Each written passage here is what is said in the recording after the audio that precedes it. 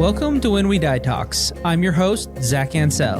In this podcast, we explore different beliefs about what happens when we die and how those ideas shape the way we live. Thanks for tuning in. I'm glad you're here. This episode is brought to you by The Dead Book. Okay, let's get real for a second. How prepared are your parents, your siblings, your partner, or even you for the future? We're not talking about the fun stuff, but the hard stuff. End-of-life planning. It's a tough conversation, but that's why The Dead Book exists. The Dead Book makes it easy to plan ahead, even if you think you don't have the time, money, or assets. It's affordable, straightforward, and designed to give you and your loved ones peace of mind. They've made it their mission to help others avoid the chaos and stress that comes with being unprepared. Visit thedeadbook.co and get started today. And just for listening, use the code WWDT at checkout for 15% off. Hey everyone. Thanks for tuning in for another reflection episode. If you guys don't know exactly what we're going to be doing, I'm kind of working on switching how the interviews go a little bit and inserting myself more into those conversations. But since these first 3 interviews were recorded at the end of last year before I kind of had this realization, I thought it'd be good to do these little reflection episodes. I had a couple people reach out to me about the one that was released 2 weeks ago for Don's episode, and people seem to like it. Don't know if that's true for the majority of people. Still looking to hear your thoughts and feelings. It is a good way, honestly, for me to kind of dive back into the episodes and really think through about what the guests have talked about. And so I've enjoyed the process. It kind of makes me listen to them in a little bit of a different way, especially as I'm interviewing. I feel like I'm trying to keep track of multiple things and keep the conversation flowing. So it's nice to go back and kind of look through and listen to what we talked about and then process a little bit. So yeah, I guess that's also a good point to say, if you haven't listened to Sarah's interview from last week, probably makes most sense to go back and listen to that before you listen to this. I'm going to go into things that she talked about that resonated with me and made me think a little bit more. There's a couple things that I wish I would have asked or said. The one thing that'll be slightly different about this one than the one that we did with Dawn is I reached out to Sarah about getting some questions, or I guess getting a question for me to answer at the end. And she definitely had a few, but they kind of pertain to some stuff that Sarah and I talked after our interview was over. I had some realizations as I was talking to her in the interview about some things that she's experienced that I've also experienced in kind of different capacities. And I know I'm being a little cryptic, but we kind of ended up talking a lot about that stuff after the podcast. And so she really wanted me to kind of answer some questions about that. And I just don't think I'm ready to talk about that stuff yet. I think it'll be a good conversation. And Sarah and I talked about even doing a follow-up that is more of us talking back and forth about that stuff, because she's definitely had a lot more experiences than what we just talked about in the episode, kind of pertaining to her personally. So we're going to do that at some point. So in lieu of having Sarah ask me a question, I reached out to one of our other guests, one of our older guests that we've had on the show, and got a question from her. So I'll be answering that, and I'll kind of fill you all in on that later, but that'll be kind of the only thing that's different. In terms of the episode, I guess one thing that I should have informed all of you maybe in the episode intro is I'm trying to do a little bit of a different start to the interviews. The start has always been one of the hardest things. If you talk to Annah or Ryan, especially kind of those first couple interviews, I think I say fuck about 47 times before I say, thanks for coming on to the show. And so it's just been a difficult thing for me to figure out the right way to start the conversation. And so essentially what I've been doing is getting people up into the podcast room, and the minute we walk in, starting to record. So there's been probably 30 or 40 minutes, sometimes before the interview even starts, that we're talking and catching up and chatting. And I realized we'd end up having some really good conversations or talking about some really interesting stuff, and it would never make the podcast, or we'd start referencing stuff back that we'd talked about but didn't get recorded, or just tried to like recreate some of that stuff that we had already talked about. So I'm trying to kind of just get people into the podcast room, get it recording. So we kind of drop in like mid-conversation with Sarah. And I didn't really warn all of you about that. It's not like there's a ton that was missed before or anything like that, but it just felt more seamless, kind of drop into our conversation and then let that carry into the actual interview versus me kind of trying to force a start and that being strange in any way.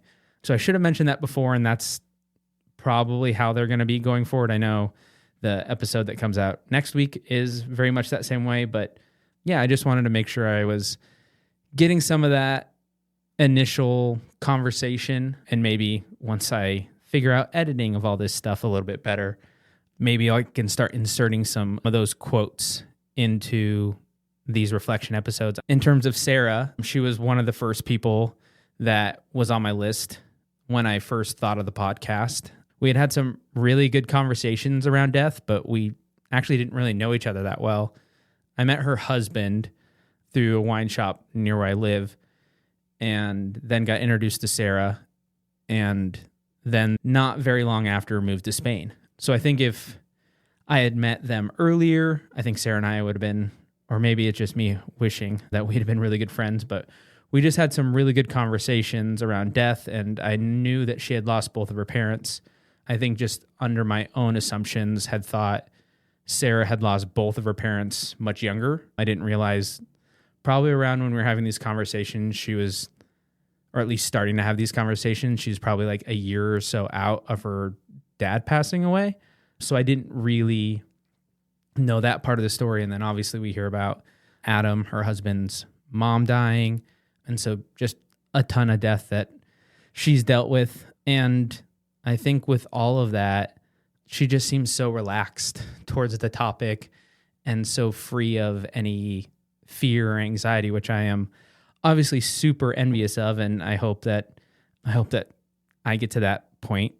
So kind of getting into some of the things that stood out to me. I think one of the things that came up, and I think it just resonates with kind of what's been going on in my life, is kind of the perspective on growth from death. And I do mean that, I talked about, I think it was the last episode of last year. So I think it was in Barbara's episode where in the intro I talked about, we have the capital D death, which is, what we talk about at the end of this life. But we also have a lot of lowercase d deaths.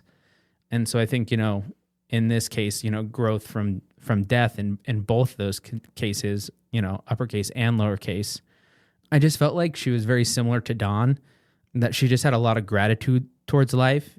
And I think that is such an admirable quality to have in the face of loss, because I know it's not easy.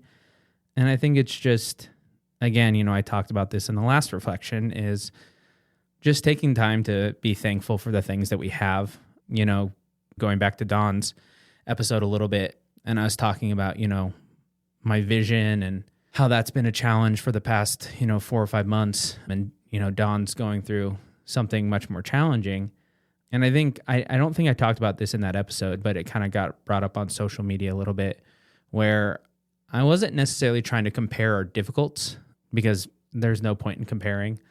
I think it was more like one of the things that Dawn talked about, and it keeps ringing, and I know this is Sarah's reflection episode, but I think they both kind of talked a little bit about the same thing, and I think Dawn had a really good example, or at least something that I think about a lot, is he talked about how at this point with the progression of his ALS that he has to be more cognizant when he drinks water or whatever, because he could choke. And so that's just something that I think about, where it's like, yeah, my vision's been funky for a while. I actually finally have glasses that make it pretty much back to normal, but I don't have to worry about choking when I drink water. And I think Sarah, through all of her loss, she could be so much more callous about how cruel the world can be in both of the cases, with her mom dying at 38 of breast cancer and then her dad dying in this accident. I think there's ways that you could be bitter and spiteful and angry at the world. And there were 2 quotes that I pulled that I really liked. And the first one was, and these are both from Sarah, "It's definitely made me who I am, and I've made big life choices based on those experiences, and I wouldn't want to take those back." And I think that's something that a lot of people say, but it's hard to live that way, to say, I've been through a lot of difficult things, but I wouldn't change any of it because it's made me who I am.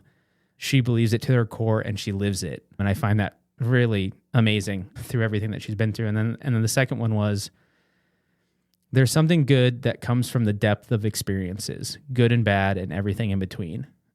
I've been thinking a lot about lately of just how much growth and understanding comes from loss and suffering and all these things. And it's so hard to realize those things or find those things when things are going really well. And so I don't have that quote written down, but the one that she mentions about Brené Brown, and I think it was Richard Rohr on Brené Brown's podcast.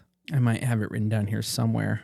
We suffer to get well, we surrender to win, we die to live, and we give it away to keep it. And then I think one of the things that Sarah said following up to that is, it's through those hardest experiences that our light brightens up, and it doesn't feel like that when you're in it. And I think that's so true, that it's so hard to see it when you're in the thick of it. But there's so much growth that can happen in these difficult experiences. And so that was one that I really loved because it just hits close to home for me. Another one that we talked about that was very interesting, that she very poignantly brought up, that we were kind of talking about, in some sense, our legacies, what we would want people to know about us or remember about us if we died tomorrow. And the thing that she brought up is that our experience is much different than others because we don't have kids. And so, yeah, I think that shines a big light on things, because some of the things that I talk about is because I'm really dealing with just myself. And so that paints my perspective on death in a much different way than if someone else my age, who had 3 kids does. So that was a really good point that she brings up. But more what I took from that is kind of when we take that to the other end. And again, just kind of pulling more quotes from what she said. There's memories that I'm only the carrier of. Did it even really happen? You start to get in your head. I think that's a really interesting thing to think about that I haven't necessarily thought about, But I guess that's true with any of us, even if we do have people, kids and other family members, there's always going to be memories that die with us. And I think about memory a lot in terms of our memories aren't as good as we think they are. People have vastly different memories of similar experiences. I can't remember exactly who it was, but I remember my dad telling me about this article he was reading, or this clip that he saw that was talking about this couple who were together in New York City on 9/11. And, that was such a historical day. And they had vastly different memories of where they were, what they were doing. And so I think that's an interesting one that I'm honestly processing right now at this moment, that, yeah, there's memories that if I don't ever have kids that will die with me. But that's also true even if I had kids. There's memories that we all carry, memories of people and things and stuff we did that will die with us. The other one that I think hit me kind of hard too was, she said, it might be strangers or medical staff or nobody. And I think especially when you don't have a big family, it's an independent journey. And that was when she was talking about being on your deathbed and potentially not having anybody around you, which is a little bit of a scary thought. But I think the thing that I pulled from that quote the most that I really liked is, it's an independent journey. And I think at the end of the day, no matter how big our families are or how small our families are or how big our friend circle is or our community or whatever it is, at the end of the day, this is an independent journey. We're all kind of going through this alone in a sense, and we will go through death alone in a sense. Or maybe that's too bold of a statement, but I don't know. That was just another one that really stood out to me. I really liked, it's an independent journey. I also really liked her calling me a dirt believer. She didn't necessarily call me directly, although I think my beliefs around that are shifting the more I work on this project. And I think we talked about it a little bit. Yeah, the science that we have today explains things, but there's still a lot of the world that we don't understand. And the science that we believed 1,000 years ago, 2,000 years ago, 3,000 years ago are vastly different. There was a point where we thought we were the center of the universe, that the sun was rotating around us. And even though I am very scientific minded, I can't put my complete faith in that because we're learning new stuff about the universe all the time. We're just constantly learning. And I think there's some stuff that we're not in a place to understand. I think energy is one of those things. I've been having more and more experiences through meditation and breath work that energy is really a thing, or at least something that I believe in, that we don't fully understand, at least in this time and place. And so, I don't know. I think that's breaking down a little bit for me, this dirt belief. I don't necessarily think that puts me in a place of being like, oh, cool, my anxiety's gone. We can move on from this project, because even if I am moving away from that dirt believer concept, that doesn't necessarily mean I'm landing on another concept. And as I've mentioned before, I think having something to believe in around death is a huge thing in conquering the anxiety and the fears around it. So there's a sense of I'm moving away from this idea of nothingness, but the idea I'm moving to is also unknown. So it just still kind of puts me in this place of nothingness. The other one that I wanted to talk about a little bit was the book After. Sarah obviously brought it up, and it was a huge thing for her and her grandma. Even before this episode got released, I had another friend reach out, and they're like, oh, have you read After? And I was like, nope, but it gets mentioned a lot in the episode coming out next week. And so I did pick it up. I'm about halfway through. I was really, really hoping that I could have the whole thing read before I recorded this, but life's just been a little busy. And so I didn't quite get around to it, but hopefully by the time this airs, I'll be done. And the one thing that maybe I should preface it with is it's not that I'm not interested in near-death experiences, but it's always been one, especially with this project, that I've been a little weary of. And I've never been really able to explain why. But I do think there's a quote at the beginning of the book where he talks about kind of his feelings a little bit. And he says, I still had mixed feelings about NDEs. On the one hand, they smacked of religion and folklore, things that were foreign to my scientific, what you see is what you get upbringing.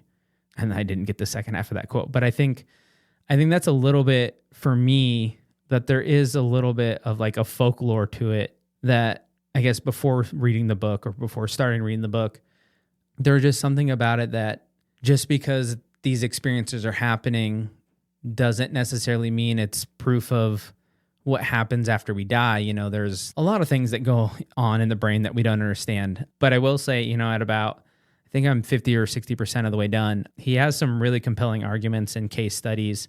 And so I would say I think it's definitely worth reading, because it's definitely opening up my eyes. Because, he really goes into kind of all the different possibilities of like, could it be the medication that people are being given in these traumatic instances and blah, blah, blah, blah, could that be leading to a lot of it? And kind of case by case and kind of argument by argument, he kind of is like, yeah, in a lot of cases, in taking the medicine specifically, he's like, people who have had medication, most of the time, those are the ones that don't have NDEs.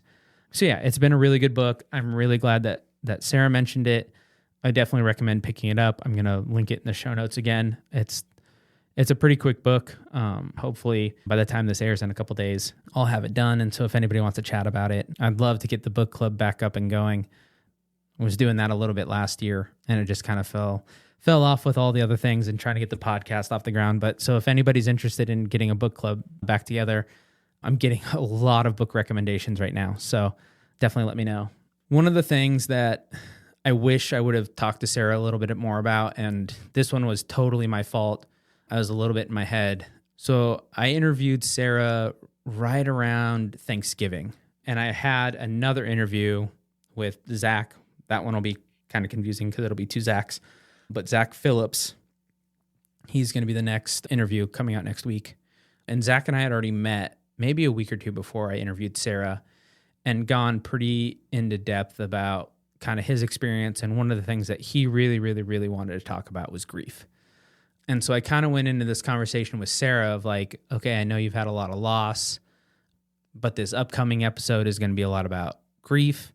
And I don't want both of the episodes to be a ton about grief. And so in some ways, I almost kind of pulled away asking her questions about grief. And we do talk about it a little bit, but I think that's something that I really wish I would have gone into more detail with. But we'll have Sarah back on the show at some point and we can talk about all those things. But I think that was just the one that really stood out to me. Otherwise, I feel like we really got into some good places. And I think even when, I asked her the question about, what would you want people to know if you died tomorrow? And she quickly kind of came back with, well, what do you think? And I think that's really what I want these to become, is more chats. I definitely want to get people's thoughts on what they think happens when we die, but I think there's maybe a more organic way that these conversations can go.